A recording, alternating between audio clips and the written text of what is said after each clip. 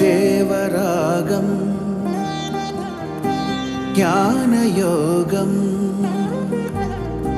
వ్యాసపీఠం బహువేదశాస్త్రం బోధామృతహిత శ్రీమన్నారాయణం శివగౌరీ సంభాషిత సకల పురాణం అష్టాక్షరి పంచాక్షరి మంత్రావరణం అఖిల దేవతా సంస్తుతి పారాయణం జయమంగళకరమీ ప్రవచన శ్రవణం అనుదినము శుభము సుఖము జీవన గమనం దేవరాగం జ్ఞానయోగం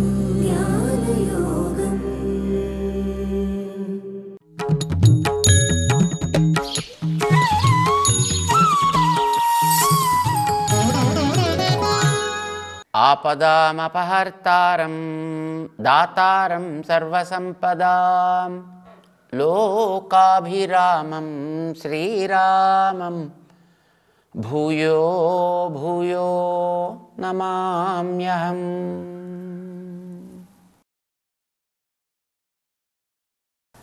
జై శ్రీమన్నారాయణ. ప్రియ భగవద్బంధువులారా, కొంతమంది కొన్ని రకాలైనటువంటి చెడు అలవాట్లకి బానిసలైపోయి రకరకాలైనటువంటి స్థితుల్లో తిరుగుతూ ఉండేటువంటి వాళ్ళకి ఎప్పుడైనా ఎవరో ఒకళ్ళ యొక్క ప్రయత్నం చేత వాళ్ళల్లో బుద్ధి మారి అలవాట్లు మారి మంచివాళ్ళుగా తయారయ్యి వాటి ఎందే మంచి నిష్ట కలిగిన వాళ్ళుగా ఉన్నారనుకోండి, సాధారణంగా ఇలాగ చెడిపోయే వాళ్ళు ఉంటారే, వాళ్ళకి ఏదో కారణం చేత, స్నేహితుల కారణమో లేకపోతే ఇతర పరిస్థితుల కారణం చేతనో సాధారణంగా అట్లాంటి స్థితి ఏర్పడుతూ ఉంటుంది. కానీ మార్పు అనేది ఒకసారి కనుక వాళ్ళలో ఏర్పడితే మాత్రం 180 degrees మార్పు వచ్చేస్తుంది వాళ్ళలో. ఇదివరకు దాని యందు ఎంత నిష్ట ఉండేవాడో ఇవాళ మారితే ఇంత నిష్ట దీని యందు వస్తుంది. ఇదివరకు యువతల దాని పేరు చెబితే వాడు ఎట్లాగైతే వాడు దాని మీద కసురుకొని ద్వేషించేవాడో, ఈ మార్పు వచ్చిన తర్వాత దాని గురించి చెబితే వాళ్ళు అంత కోపం వచ్చేస్తూ ఉంటుందన్నమాట అండి. దానిని స్మరించకుండా ఉండిపోయేట్టుగా తయారైపోతుంటాడు. అది ఒక్కొక్కసారి కొందరికి మంచి విషయాల్లో వస్తుంది, ఒక్కొక్కసారి చెడ్డ విషయాల్లో వస్తుంది. అది మంచివాడిగా ఉంటూ చెడ్డ దాంట్లోకి వెళ్ళిపోతూ ఉంటాడు, ఒక్కొక్కసారి చెడ్డ దాంట్లో ఉంటూ మంచి దాంట్లోకి వచ్చేస్తుంటాడు. ఏవో కొన్ని పరిస్థితుల చేత ఒకనాడు మంచి భక్తుడిగా ఉండేటువంటి వ్యక్తే అసలు భక్తి లాంటి విషయాన్ని చెబితే చాలు వాడికి ఒక పెద్ద ద్వేషం వచ్చేట్టుగా అయిపోతూ ఉంటుంది. లేదు అట్లా ఉండేటువంటి వ్యక్తి ఒకసారి పూర్తిగా మొత్తం వాడు 100% మారిపోయి ఇదివరకు ఉండేటువంటివి ఏవైనా వాడి దగ్గర ప్రస్తావన చేస్తే వాడికి ఒళ్ళు మండిపోయేటటువంటి స్థితి వచ్చేస్తూ ఉంటుంది అన్నమాట. మనకి ఏది కావాలనుకుంటున్నాం? ప్రాపంచిక విషయాల్లో మగ్నమై ఉండేటటువంటి వ్యక్తులం ఈ ప్రాపంచిక విషయాల్లోంచి మనం దైవిక విషయాల్లోకి, ఆత్మ విషయంలోకి మారాలి అని మనం అనుకుంటున్నాం. ఎందుకు మారాలనుకుంటున్నామంటే ఇది క్షణికం, అది శాశ్వతం. ఇది తాత్కాలికం, అది ఎప్పటికీ ఉండేటువంటి నిత్యమైనది కనుక. పైగా దీంట్లో ఉండేటువంటి ఆనందంలో ఎన్నో రకాల కాలుష్యాలు, కస్మెలాలు కలిసి ఉంటాయి. కానీ దాంట్లో ఎప్పుడు ప్యూర్, ఎప్పుడు శుద్ధము, ఎప్పుడు ఆనందమే ఆనందము. అదో పుడకలు కలవనటువంటి పానకం అంటుంటారు చూసారండి, ఇదిగో అలా ఉంటుందన్నమాట ఎప్పుడు కూడా అది. కనుక దాని యందు వీడి కనుక ఒకసారి దృష్టి ఏర్పడడం అనేది జరిగితే దాని యందు వాడు పూర్తిగా నిలకడ వాడికి ఏర్పడుతుంది. ఇది 6వ అధ్యాయంలో ఆత్మ సాక్షాత్కారానికి సాధన చేసే వ్యక్తిని గురించి కృష్ణుడు 20వ శ్లోకం దగ్గర ఆయన చెప్తూ దీన్ని వివరించాడు. ఎత్ర ఉపరమతే చిత్తం, వాడి మనస్సు ఇంకా దాని దిందు చేరిందంటే ఇంకా మిగతావి ఏవి దాని దరిదాపులకు కూడా రానివ్వదు. దానికి తగినంతగా వీడు సాధన చేశాడు. నిరుద్ధం యోగ సేవయ, వీడు చేసినటువంటి యోగ సాధన మిగతా వాటన్నిటినీ ఆ రకంగా మొత్తం ఫెన్సింగ్ వేసి అడ్డు కట్టేసినట్టుగా కట్టేసింది. అంతేకాదు ఎత్ర చైవ ఆత్మన ఆత్మానం పశ్యన్ ఆత్మని తుష్యతి, మనసుతోటి వీడు ఆ ఆత్మ గురించినటువంటి విషయాన్ని నింపుకుని తనలో అది తప్ప ఇంకొకటేది వీడికి ఆనందాన్ని కలిగించనంత స్థితిలోకి వీడి చేరాడు. చూడండి, మామూలుగా అప్పుడు మనకి తిండి విషయంలో చెబితే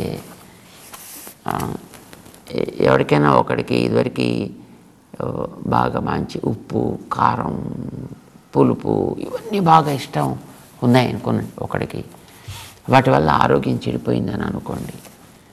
చెడిపోయిన తర్వాత వీటన్నిటి నుంచి కూడా వాడు మారి ఒకనాడు మెల్లిగా ఇంకా వాడికి చక్కటి శుద్ధమైనటువంటి ఆహారం, మంచి చక్కటి తీయటి ఆహారం, మంచి చెరుకు పానకం లాంటి ఆహారం, మంచి తేనె లాంటి ఆహారం అలవాటు అయిందనుకోండి. ఈ అలవాటు అయిన తర్వాత దీని యందు వాడికి రుచి పడ్డ తర్వాత వాళ్ళు ఒక రకమైనటువంటి ఆరోగ్యపరమైనటువంటి ఒక మంచి మార్పు వచ్చి మంచి చక్కటి శక్తి వచ్చిందనుకోండి.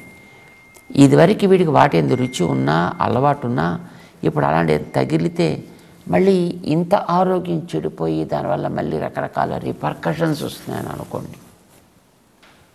అప్పుడు మళ్ళీ ఒకసారి అట్లాంటిది ఏదైనా వస్తున్నప్పుడు మళ్ళీ ఇంకొకసారి ఆ రుచి వీడి నాలుకకి తగలడాన్ని ఒప్పుకుంటాడా? ఇక్కడ ఒకసారి తగిలితే వీడికి ఏదో రకమైనటువంటి ఉపద్రవం కలిగింది, అది తగ్గించుకోవడానికి మళ్ళీ వీడు ఒక వారం రోజులు కష్టపడితే తప్ప తగ్గలేదు వీడికి అనుకోండి. మళ్ళీ ఇంకోసారి అటు పక్క వెళ్ళడానికి ప్రయత్నం చేస్తాడా? మనస్సుకి ప్రాపంచిక విషయాల్లో అట్లాంటి స్థితి ఏర్పడాలని సాధన అంతవరకు సాగాలి వీడికి. అది సాగితే ఇంకొకసారి ఎప్పుడైనా ఈ ప్రాపంచిక విషయాల గురించినటువంటి స్మరణ కలిగితే అమ్మో అని వాడు గడగడ వణికిపోయే స్థితి వాళ్ళలో ఏర్పడాలి. లోపల దాని ఎందుకు కనుక స్మరణ కలిగితే, ఆత్మ ఎందుకు కనుక వీడికి దృష్టి ఏర్పడితే తుష్యతి, ఆత్మన ఆత్మానం పశ్యన్ తుష్యతి, వీడికి దాని యందు ఒక అద్భుతమైనటువంటి ఒక సంతృప్తి, ఒక ఆనందము వీడికి కలగాలి. ఆత్మ యొక్క విషయంలో వీడికి జ్ఞానం కలిగిస్తే అట్లాంటి స్థితి ఏర్పడుతుంది సుమా. ఎలా ఉంటుంది అది? మనసు అట్లా తయారైతే వీడి యొక్క పరిస్థితి ఎట్లా ఉంటుంది? 21వ శ్లోకం 6వ అధ్యాయంలో స్వామి వివరిస్తున్నాడు. సుఖమాత్యంతికం యత్తత్ బుద్ధిగ్రాహ్యం అతీంద్రియం వేత్తి యత్ర న చైవాయం స్థితశ్చలతి తత్వతః. సుఖమాత్యంతికం యత్తత్, వీడి కిందకి పారేద్దాం అనన్నా చూడండి, ఒకసారి చేతికి ఏదైనా ఒకటి అంటుకుంటే వీడి ఇంక చేతికి దులుపుతాం ఎంత దులిపినా అది వదలకుండా అంటుకుంటే ఎలా ఉంటుందో, వీడి మనస్సుకి ఈ ఆత్మతత్వం అంటుకుని ఇంకా అది వదిలేద్దామన్నా ఇంక వీడికి అది వదలబుద్ధి అవ్వదు, అది వదలదు, వీడికి ఇంకొకటి ఏమి అంటనివ్వదు, అలా చేస్తుంది అన్నమాట. అంతవరకు కనుక వీడు తీసుకువెడితే వీడికి కలిగే ఆనందం ఎట్లా ఉంటుంది? సుఖం, అది సుఖమే. స్వర్గము కంటే అతిశయించిన ఆనందం వీడికి దానివల్ల లభిస్తుంది. సుఖం ఆత్యంతికం యత్తత్, ఆత్యంతికం దానికంటే ఇంకా మించింది మరొకటి లేదు అనిపించేట్టుగా అంత స్థితికి, ఉన్మత్త స్థితికి వీడిని తీసుకువెడుతుంది అన్నమాట. పోనీ ఎలా ఉంటుందో చెప్పండి సార్ అంటే అది చెప్పడానికి వీలు బుద్ధిగ్రాహ్యము కాదది. అది కేవలం వీడికి అనుభవానికి అందుతుంది తప్ప అది ఇలా ఉంటుంది అని పోనీ చూపించగలరా? అతీంద్రియం. అతీంద్రియం ఇంద్రియాలకి గోచరించదు. ఇంద్రియాల్లో ఒకటే మనస్సు కూడా. జ్ఞానేంద్రియాలు అంటాం మనం. అది శబ్ద శ్రవణేంద్రియం, చక్షురింద్రియం, ఘ్రాణేంద్రియం, రసనేంద్రియం, త్వగింద్రియం, 5 ఇంద్రియాలు. మనస్సు కూడా ఒక ఇంద్రియమేనండి. అయితే ఈ 5 బాహ్యేంద్రియాలు, జ్ఞానేంద్రియాలు. అంటే బయట విషయాలనే కనుక్కుంటాయి. కనుక్కోవడమే కాదు, బయట విషయాలను తెచ్చి లోపలికి పోస్తాయి. కనుక వాటిని ఇంద్రియాలు అని అంటాం. మనస్సు అది అంతరింద్రియం అని అంటారు దాన్ని. అంతరింద్రియం అంటే అర్థం ఏంటి? అది కూడా మిగతా వాటిలాంటి సుఖాన్ని కలిగించేదే, కానీ అది అంతరింద్రియం. అది లోపల నుంచి పనిచేస్తుంది, అది బయట నుంచి కాదు. ఇది బయట ఉన్న వాటిని మాత్రమే ఇవి రమించగలుగుతాయి, కానీ ఇది లోపల ఉండేటువంటి రికార్డ్స్ని కూడా రమించగలుగుతుందండి మనసు. బట్ అది కూడా ఒక ఇంద్రియం, దానికి అంతరింద్రియము అని పేరు పెట్టారు. ఈ ఆత్మ వల్ల కలిగే ఆనందం అనేది అతీంద్రియం. ఇంద్రియానికి కూడా అందేది కానే కాదు. ఆత్యంతికం. దానికంటే మించింది మరొకటి ఏమైనా ఉందా అంటే సుఖాల్లోకి వెళ్ళేది whatever the best or better than the best, అన్నిటికంటే అతి ఉత్తమమేదో అది వీడికి కలిగేటటువంటి ఆనందం. అంటే దానికి పేరు ఆత్యంతికము అని పెట్టాడు. అంతమును అతిక్రమించినది అన్నమాట. సుఖమాత్యంతికం యత్తత్ బుద్ధిగ్రాహ్యం. ఏం చేస్తాం? దాన్ని అనుభవిస్తే తెలియాల్సిందే తప్ప మరొక రకంగా తెలియదగినది కాదది. సాధారణంగా ఎప్పుడు మేము చెప్పుకుంటూ ఉంటామండి, గులాబ్ జామ్ తిన్నారా? గులాబ్ జామ్ తిన్నామండి అంట. ఎలా ఉంటుంది చెప్పండి? తీయగా ఉంటుందండి. మరి మైసూర్ పాక్ తిన్నారా? తిన్నామండి. ఎలా ఉంటుంది? తీయగా ఉంటుంది. జిలేబీ తిన్నారా? అయ్యో తిన్నామండి. ఎలా ఉంటుంది? తీయగా ఉంటుంది. మరి జిలేబీ, మైసూర్ పాక్, గులాబ్ జామ్ అన్నీ తీయగానే అంటున్నావు కదా, తేడా ఉందా వీటికి లేదా అంటే ఉందండి. ఏమిటా తేడా? అది తీపే, ఇది తీపే, ఇది తీపే. 3 ఒకటేనా? 3 ఒకటైతే 3 పేర్లు ఎందుకు పెడుతున్నావు? 3 ఒక రకంగా తయారు చేస్తారా? కాదు కదా.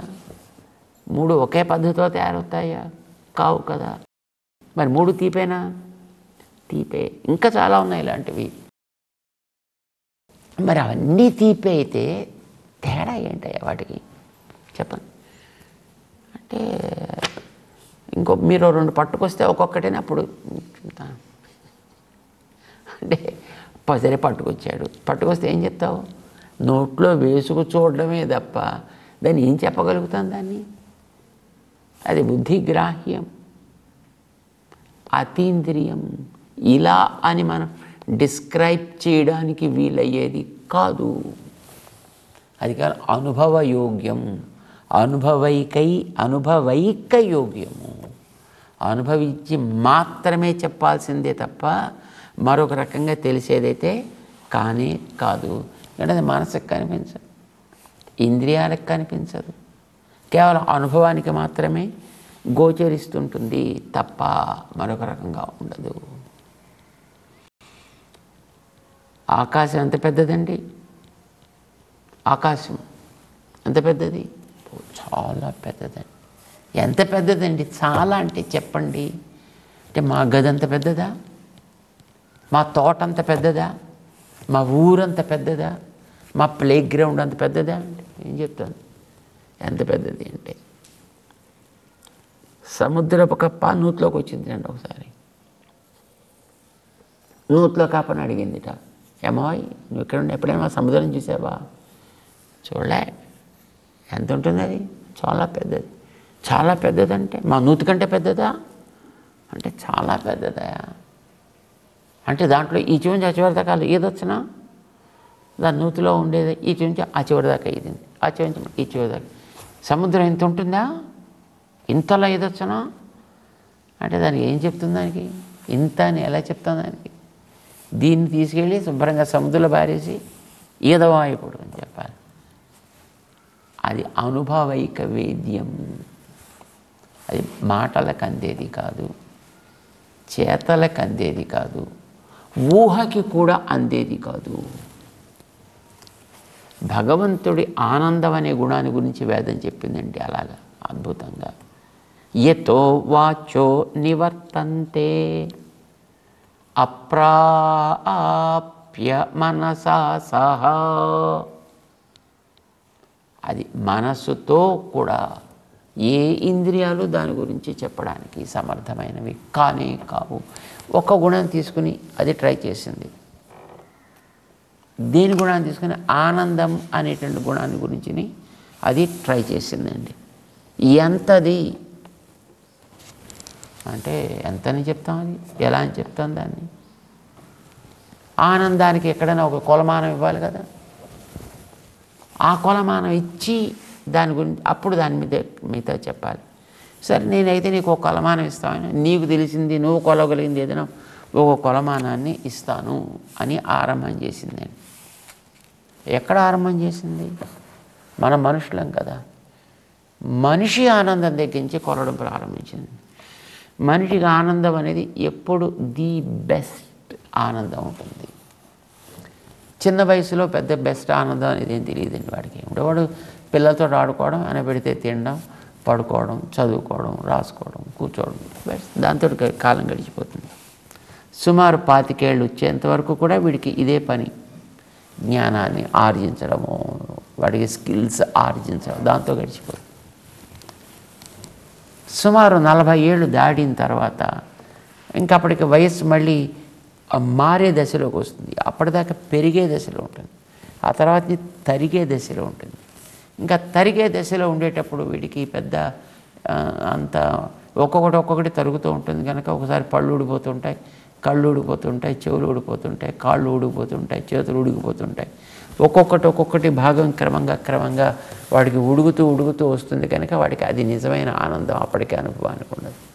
ఇహ ఈ 25 దగ్గర నుంచి 35 సుమారుగా ఉండే ఆ మధ్యకాలంలో ఉండే ఆనందం ఉంటుంది చూడండి, దాన్ని యువ దశ ఆనందం అండి. దాన్ని యువా స్యాత్ సాధు యువాధ్యాయిక. మంచి యవ్వనం ఉండాలి, ఏ లోటు లేకుండా ఉండాలి, ఏ అవయవం కొరత ఉండకూడదు, ఏ ఇంద్రియం కొరత ఉండకూడదు, పైసలకి కొరత ఉండకూడదు, 10 మంది మనుషుల చుట్టూ ఉండి చేసేటువంటి సేవలకి కొరత ఉండకూడదు. వాడికి ఏదైనా అన్నీ నా అనే దాంట్లో చేరి ఉంటాయి. అది అలా కనుక ఒకవేళ ఉండడం తటస్థిస్తే వాడికి ఉండే ఆనందం ఒక మనుష్య ఆనందం అందాం. వాడికి ఎంత సంపద ఉందో తెలియదు, మొత్తం భూమి అంతా వాడిదే, మనుషులంతా వాళ్ళే, వాడి ఆజ్ఞకి తిరుగులేదు. అలా ఉంటే అప్పని అలా ఉన్నవాడికి బుద్ధి సరిలేదనుకోండి, వాడికి మళ్ళీ లాభం లేదు. అంచేత వాడు బుద్ధిమంతుడై ఉండాలి, చదువు వచ్చిన వాడై ఉండాలి, నీతిమంతుడై ఉండాలి. ఇవన్నీ కనుక ఒక్కళ్ళు ఉంటే అది ఒక మనుష్య ఆనందం. ఇంకా అక్కడి నుంచి లెక్క పెట్టుకుంటూ వెళ్ళిందండి. ఇలాంటి మనిషిలో కూడా మళ్ళీ కొన్ని కొరతలు ఉంటాయి. ఆ కొరతలన్నీ తీసేసి ఒక్క ఆనందాన్ని మాత్రం అలాగా ఎసెన్స్ లాగా పికప్ చేసి మనం పెట్టుకోగలిగితే, ఒకవేళ ఎప్పుడైనా సాధ్యం కాదు కానీ అలా పెట్టుకోగలిగితే ఇది ఒక మనుష్య ఆనందం అందాం. ఇలాంటివి 100 మనుషుల ఆనందాలు ఒక చోట కనుక తీసుకొచ్చి దాన్ని మనం ఒక ఎసెన్స్లా పెట్టగలిగితే అది మనుష్య గంధర్వుడు. అలాంటి 100 మంది ఏదో ఒక దేవతానందం, ఇంకో 100 మంది ఒక కర్మదేవత, కొంత ఆజాన దేవుళ్ళు, ఇంకో కొంతమంది దేవుళ్ళు, ఇంకొంతమందిది ప్రజాపతి గారు, ఇంకో కొంతమంది ఇంద్రుడు గారిది, ఇంకో కొంతమందిది అలాగ వెళ్ళి చతుర్ముఖ బ్రహ్మ దాకా వెళ్ళిందండి, ప్రజాపతి దాకా వెళ్ళింది.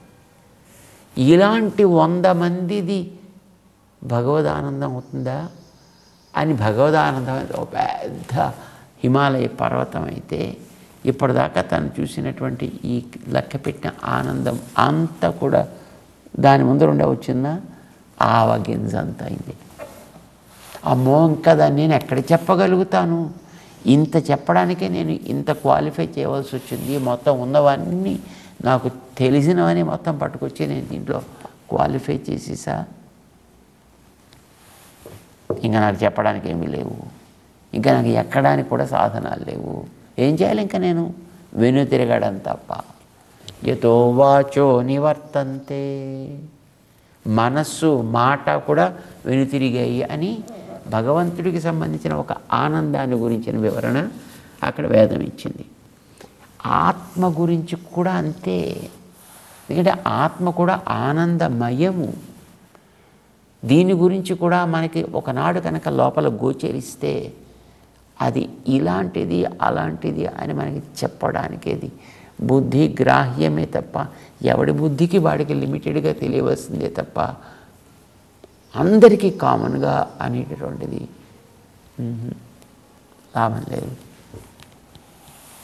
అంచేత అలాంటి దానికి పేరు ఆత్యంతికం సుఖమాత్యంతికం యత్తత్ బుద్ధిగ్రాహ్యం అతీంద్రియం. ఇది ఇంద్రియాలకు అతీతమైనటువంటిది.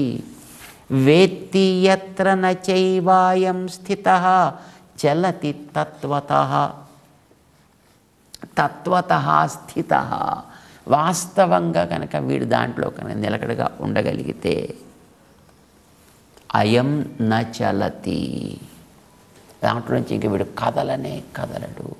అలాంటిది ఒక్కదాని కనుక తెలుసుకోవడం వీడికి సాగితే ఇక అందులో తెలుసుకోవడం మామూలుగా తెలుసుకోవడం కాదండి. మామూలుగా తెలుసుకోవడం ఇప్పుడు మనకు కూడా బాగా తెలిసింది. అంటే మనకి తెలిసింది కానీ తత్వతః తెలియలేదు. మనకి పైపైన తెలిసిందంతే, సూపర్ఫిషియల్ నాలెడ్జ్. చూడండి, ఇంట్లో మంచి మంచి పకోడీలు చేస్తున్నారనుకోండి, మన పక్క నుంచి ఎక్కడైనా పెడుతున్నామంటే ఏదో తెలిసింది మనకి, అక్కడేదో మంచి బాగా చేస్తున్నారు. ఎందుకంటే ముక్కు కదా ఏదో వాసన వచ్చింది, అప్పటి నుంచి ఆహా ఆహా అనిపించింది. కానీ అది వాస్తవంగా తెలియడమా, వాస్తవంగా ఆనందం అనుభవించడం అని కాదు కదా. అది ఏదో ఉంది అని తెలిసింది, అక్కడ ఏదో చేస్తున్నాడని తెలిసింది అంతే. అది నిజంగా ఎప్పుడు నీకు ఆనందాన్ని ఇస్తుంది? అది ప్లేట్లో పెట్టి చక్కగా నీ దగ్గర పట్టుకొచ్చి చక్కగా తీసుకోరా నాయన అని అంటే అప్పుడు నువ్వు దాన్ని తీసుకోగలిగే స్థితిలో నువ్వు ఉంటే అప్పుడు అది నీకు నిజమైనటువంటి ఆనందం అంటే. లేకపోతే అప్పుడు కలిగింది ఏదో కేవలం ఏదో ఒక వాసన వస్తేనో ఏదో మనం చూడండి బజార్లో పెడుతుంటే అక్కడ షో కేసులో పెట్టుంటాయని వరుసగా అలా పేర్చి అసలు ఆ పేర్పుడు చూస్తేనే ఆహా అలా చూస్తూ ఉండాలనిపిస్తుంది. ఆహా చాలా కడుపు నిండిపోయినట్టు అనిపిస్తుంది, నిండిపోయినట్టు అనిపిస్తుంది అంతే. కానీ అది నువ్వు నిజంగా అనుభవించడం కాదు కదా. కనుక వీడు తత్వతః తెలియడం కాదు, అది కేవలం పైన మాత్రం తెలియడం. తత్వతః వేత్తి, ఎవడైతే దానిని ఉన్నట్టుగా తెలుసుకోగలుగుతాడో ఆత్మ యొక్క లక్షణం. 2వ అధ్యాయంలో చెప్పాడు ఇవన్నీ, సుమారు 13 లక్షణాలు చెప్పాడు ఆత్మకి. కనుక ఏ ఆత్మ విషయంలో వీడు తత్వతః వేత్తి, చక్కగా వీడు స్పష్టంగా తెలుసుకోగలుగుతాడో అప్పుడు ఆ ఆత్మ విషయంలో అయం స్థితః, అందులో వీడు ఒకసారి ఉన్నట్టయితే నచలతి, వీడు ఇటు అటు ఇహ పైన కదలడం అనేటటువంటిది ఉండదు. అలాంటి స్థితి ఆత్మ విషయంలో వీడికి ఏర్పడాలి. ఇది కృష్ణుడు చెప్తున్నాడు. అంటే అంతవరకు సాధన చెయ్యాలి. నీకు అది ఆత్మ కావచ్చు, పరమాత్మ కావచ్చు, ఏదైనా అంతవరకు నువ్వు సాధన చేయాలంటే దానికి ఎంత అభ్యాసం కావాలండి. ఆహార నియమం కావాలి, ఆసన నియమం కావాలి. ఆసన నియమం లేకుండా, ఆహార నియమం లేకుండా ఏది నిజానికి పని చేయదు సుమా. మేము దేవుణ్ణి శరణాగతి చేసేసామండి, ఇంకేముందండి, మాకు నెక్స్ట్ జన్మ లేనే లేదు, మాకు జన్మ రాహిత్యం వచ్చేసింది, సాక్షాత్ జీవన్ముక్తి ఏర్పడిపోయింది. ఏర్పడదు అట్లాగా, ఇంత సాధన చేయాలి అని కృష్ణుడికి మనకి చెప్పాలని అనిపించింది. పాపం చెప్తున్నాడు ఆయన. మనం పోనీ వింటే కొంతకాలానికైనా ఎప్పటికైనా ఒక సంస్కారం అంటూ ఏర్పడితే, ఒక బీజం దాంట్లో కనుక మన లోపల పడినట్టయితే అది ఎప్పటికైనా క్రమంగా మొలకెత్తి మనలో అట్లాంటి ఒక నిష్ఠని కలిగిస్తుంది అనే ఒక ఆశయంతో చక్కగా దీన్ని ఉపదేశం చేస్తూ ముందుకు తీసుకువెడుతున్నాడు. తెలుసుకునే ప్రయత్నం చేద్దాం. జై శ్రీమన్నారాయణ.